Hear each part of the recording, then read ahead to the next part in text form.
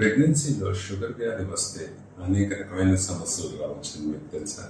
Baby over weight కానీ under weight కానీ ఉండొచ్చు. ఉమ్మినీరు అవసరం కానీ ఎక్కువ ఉండడం కానీ అలాగే తక్కువ ఉండడం కూడా కావచ్చు. బేబీ ఓవర్ తెల్లు బీపీ ఉండడం, బీపీ వల్ల బేబీకి సమస్యలు, అలాగే నెల నిండే ముందే డెలివరీ అవ్వడం, బిడ్డ పుట్టిన తర్వాత షుగర్ డౌన్ అవడం, కీలకమైన లవణాలు సోడియం కానీ పొటాషియం కానీ కాల్షియం ఇలా కీలకమైన లవణాలు తగ్గిపోవడం కానీ చూస్తే రిస్క్లు ఎక్కువ ఉంటాయి అన్నమాట.